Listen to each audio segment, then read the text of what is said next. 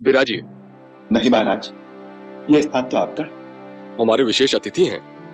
फिर भी राजा का स्थान राजा का ही होता है। पधारिए। धन्यवाद प्रभु, फिर भी पहले आप पधारिए। हे राघव, ये मेरे मंत्री वृक्षराज जामवंत, नल और नील, हनुमान सहित ये सब लोग बुद्धिमान, वीर और स्वामी भक्त हैं। ये मेरे परम हितैषी मित्र और मेरे मार्गदर्शक भी हैं। आप बड़े भाग्यशाली हैं, क्योंकि ऐसे मंत्रियों और सहयोगियों का मिलना जो राजा के हितैषी हो, निस्वार्थ हो और जिनमें राजा को उचित मार्ग दिखाने का भी साहस हो, बड़ा दुर्लभ है। जिसके पास ऐसे मंत्री हो, वो राजा यदि भाग्यवश कभी आपातकाल में फंस भी जाए तो उसके पुनः विजयी होने की पूर्ण संभावना होती है। महाराज, हे रघुकुल नंदन, आपके ऐसे उदार वचनों से हमारा मान बढ़ गया है। आपके आ जाने से हमें यह पूर्ण विश्वास हो गया है कि आप दोनों वीर एक दूसरे के पूरक सिद्ध होंगे।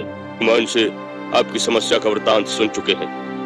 हम महाराज सुग्रीव की ओर से आपको पूर्ण विश्वास दिलाते हैं कि महाराज अपने विश्वसनीय वानरों की सहायता से आपकी भार्या पूज्य सीता देवी की खोज अवश्य निकालेंगे, जिससे आप उन्हें उस राक्षस के हाथों से मुक्त करा सकें।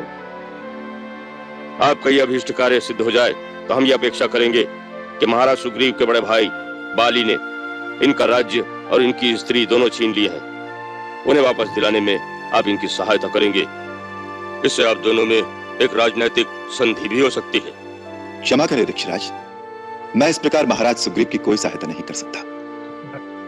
ऐसा तो कोई क्षुद्र व्यापारी ही कर सकता है कि पहले आप मेरी सहायता करें फिर मैं आपकी सहायता करूं। यह उचित नहीं है। और दूसरी जो आपने राजनीतिक संधि की बात कही है, सो राजनीति की नींव तो केवल स्वार्थ पर रखी हुई है और मेरी प्रकृति में स्वार्थ का कहीं स्थान नहीं है। क्षमा करें नाथ, हम अल्प बुद्धि योनि के जीव हैं। हमारी भाषा पर ध्यान न देकर केवल हमारी भावना पर विचार कीजिए। हमारी भावना पवित्र है। हमें वो नाता बताइए जिससे हम वानर और ऋक्ष योनि के समस्त प्राणी आप जैसे महामानव के साथ संबंध स्थापित कर सके। वो एक ही नाता है ऋक्षराज, जो योनियों, जातियों, लोकों, धर्मों और समस्त ऊंच नीच को लांघकर एक प्राणी का दूसरे प्राणी से अटूट संबंध स्थापित कर सकता है, और वो नाता है मित्रता का नाता।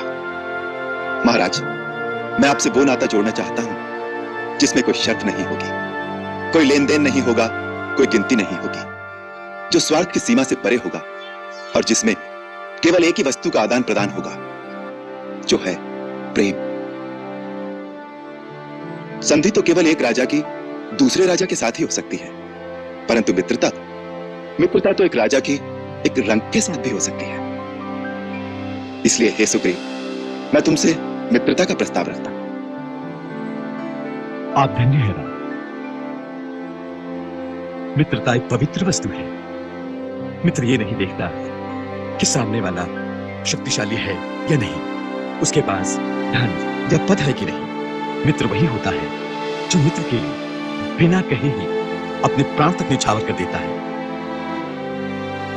महाराज सुग्रीव, आज आपको आपकी चिंता का सागर पार करने के लिए राम की मित्रता रूपी नौका मिल गई है। श्री राम ने आज बिन मांगे मित्रता प्रदान करके जैसे एक मुक्त शरीर को जीवन दान दे दिया। प्रभु, हनुमान सत्य कहता है। आप धर्म के विषय में भली भांति सुशिक्षित हैं और सब पर दया करने वाले हैं।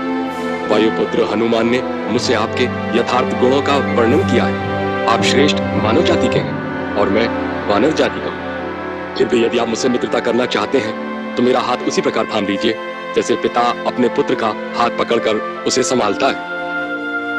मेरा हाथ अपने हाथ में लीजिए ना स्वामी। कविराज, आज से हम आपके हो गए। हे प्रभु।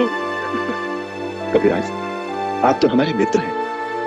मेरे जैसे हारे हुए, अपने पद से वंचित और दुखी वानर को आपने अपनी मित्रता प्रदान की।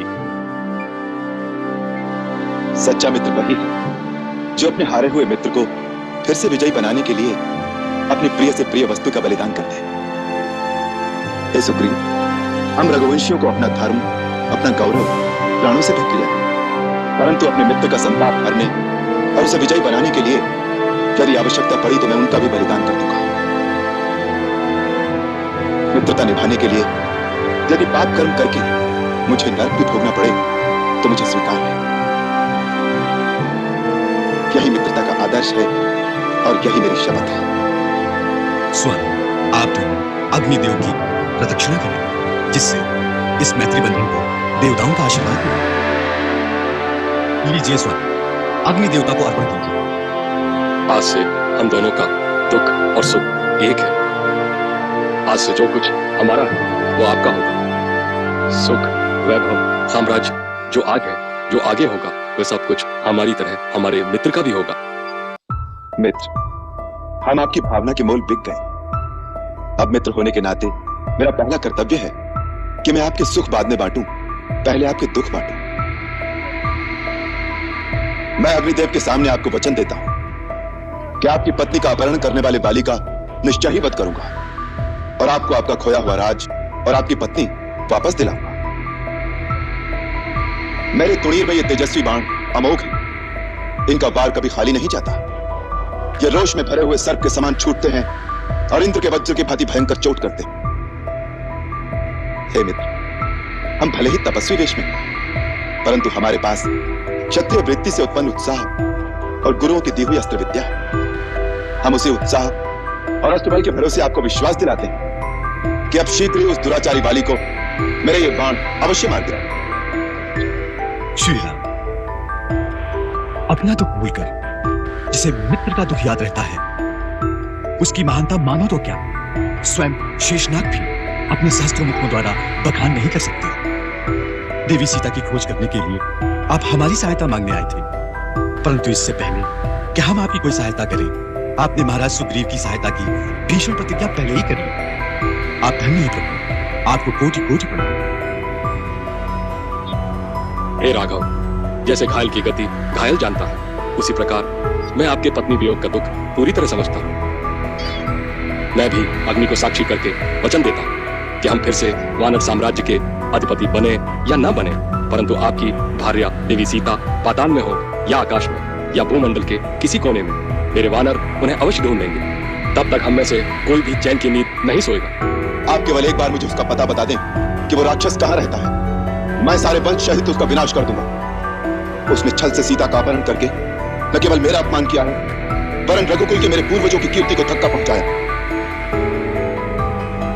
आप उसका पता जानते हो तो मुझे एक बार उसका पता बता दें, बाकी का कार्य मैं स्वयं कर लूंगा। हे राघव, उस पापात्मा राक्षस का गुप्त निवास स्थान कहाँ है, उसमें कितनी शक्ति है, उसका पराक्रम और उसका वंश कैसा है, इन सब बातों को मैं सर्वथा नहीं जानता, परंतु मैं वचन देता हूँ कि मैं ऐसा यत्न करूंगा जिससे मिथिलेश कुमारी सीता जी आपको अवश्य मिल जाएंगी।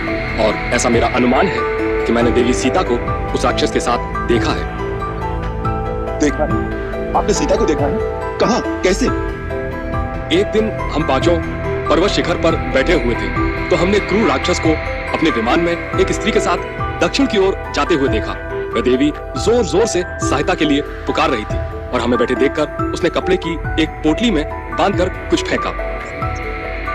हमने उस पोटली को खोलकर देखा तो उसमें कुछ आभूषण थे। मैं वो आभूषण अभी मंगवाता हूँ, आप पहचान लीजिए। हनुमान, वो पोटली ले आओ। ये आभूषण सीता देवी के नाम।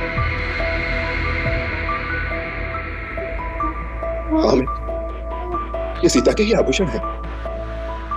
उसने अपनी साड़ी से इतना पल्लू फाड़कर उसमें आभूषण बांधकर फेंके हैं जिससे मुझे उसके मार्ग का पता लगे। लक्ष्मण, देखो, ये सीता के बाजू में, ये उसके कर्णफूल। भैया, भैया, ये सीता के ही है ना? भैया, मैंने तो भाभी के मुख पर कभी दृष्टि डाली ही नहीं, इसलिए उनके कुंडलों और बाजूबंद को मैं नहीं पहचानता। प्रतिदिन उनके चरणों पर वंदना करने के कारण मैं उनके नुपुरों को पहचानता हूँ। ये निश्चय ही वही नुपुर है जो मेरी भाभी के चरणों की शोभा बढ़ाते थे।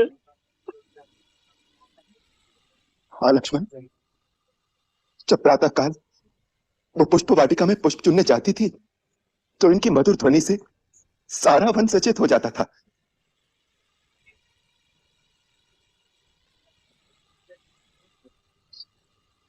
इसी आंचल से उसने कई बार मेरे चरण पोंछे हैं। वो मेरा पसीना सुखाती थी। कभी कभी उससे पंखा करती थी। प्रातःकाल जब मैं पूजा से उठता था तो इसे चरण पावड़ों की भांति बिछाकर वो मेरी चरण रच लेती थी। दक्षिणा, और आज आज इसी आंचल को उसने अपना दूत बनाकर अपने दुख की कथा सुनाने के लिए मेरे पास भेजा है। सीते, सीते, मुझे तुम्हारा संदेश मिल गया है। मैं तुम्हें मुक्त करने अवश्य आऊंगा। तू जहां कहीं भी हो, चिंता न करना। तुम्हारा राम तुम्हारी सहायता के लिए अवश्य आएगा सीते।